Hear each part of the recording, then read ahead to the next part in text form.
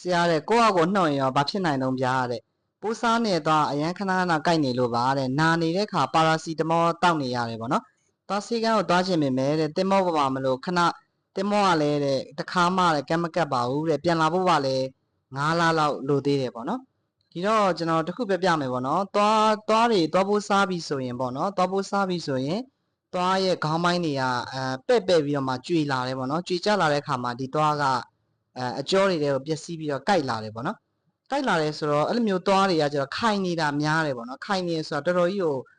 နဲ့နေရမျိုးတွေလည်းမရှိဘဲနဲ့သွားကအရန်ခိုင်နေပေါ့နော်ဒီလိုသွားမျိုးတွေကကျွန်တော်တို့သွားဆရာဝန်တွေနှုတ်တယ်ဆိုရင်တော့မှ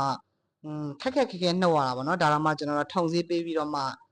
နှုတ်တယ်ဆိုရင်တော့မှအချိန်တစ်ခုကိုယူပြီးတော့မှနှုတ်ရတယ်ပေါ့နော်ဒီတော့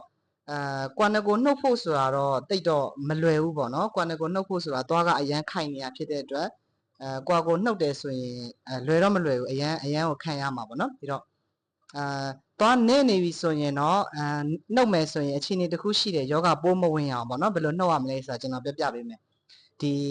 ကျွန်တော်တို့ဒီဆေးနီပေါ့နော်ဒီအနာတွေကိုထည့်တဲ့ဆေးနီရေရှိလိမ့်မယ်အဲ့ဆေးနီအရေကိုဒီရေတန့်ပေါ့နော်ရေတန့်ခွက်လေးတွေ23ဆက်ထည့်ပြီးတော့မှပလုတ်ကိုပြောင်းကျင်းလိုက်ပေါ့နော်ပြောင်းကျင်းလိုက်တဲ့အချိန်ရောက်ပြီဆိုရင်ဒီဂရင်းထဲမှာယောဂပိုးတွေကတန့်သွားပြီပေါ့နော်တန့်သွားတဲ့ခါကျကျွန်တော်တစ်ခါသုံးလက်ရဘာလက်လေးရှိတယ်ပေါ့နော်ဒီလိုမျိုးရာဘာလက်လေးကိုတုံးပြီးတော့မှ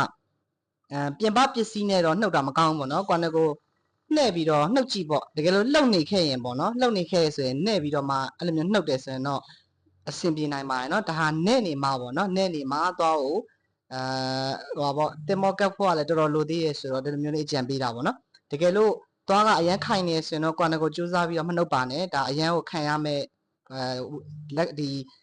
ဝေဒနာအရန်ကိုခံရမဲ့ပုံပါပဲနော်ဒီတော့နာနေတယ်ပေါ့နော်ကန်းလည်းမကတ်သေးဘူး9 လလောက်ရှိပြီပေါ့နှုတ်လို့လည်းမရဘူးဆိုတော့ဘယ်လိုလုပ်ရမလဲပေါ့ဒီတော့နာရီတက်တောင်လို့ကျွန်တော်တို့ကအကြိုက်ခဲပြောက်စေးတောက်လို့ရတယ်ပုတ်သက်စေးတောက်လို့ရတယ်ဒါလည်းအကြာကြီးတော့တောက်လို့မရဘူးပေါ့နော်ကျွန်တော်ပုတ်သက်စေးတောက်တယ်ဆိုရင်3ရက်ပေါ့3ရက်ဒါမှမဟုတ်လည်း9ရက်တစ်ပတ်ပေါ့ဒီလိုမျိုးပုတ်သက်စေးကိုခန္ဓာကိုယ်ထဲမှာပတ်လည်သွားအောင်လို့တောက်လို့ရတယ်ပြီးပြီးဆိုရင်ထပ်ပြီးတော့ပြန်မနာလာအောင်လို့ဒီသွားဝစားနေတဲ့သွားရှိတဲ့ဘက်အချမ်းကိုအသုံးမပြုနဲ့ပေါ့နော်လုံးဝအသုံးမပြုပါဘူးပြီးပြီးဆိုရင်သွားတိုက်တဲ့ခါရောက်ရင်တန်တန်ရှင်းရှင်းလေးနဲ့တတိချာလေးတိုက်ပေးပေါ့နော်ဒီလိုမျိုးဆိုရင်တော့ဒီကြားထဲမှာပြန်ပြီးနာလာကြိုက်တာဒုက္ခပေးတာမျိုးတိတ်ပြီးတော့မရှိနိုင်ပါဘူးเนาะအကောင်းဆုံးဖြစ်ပါစေเนาะ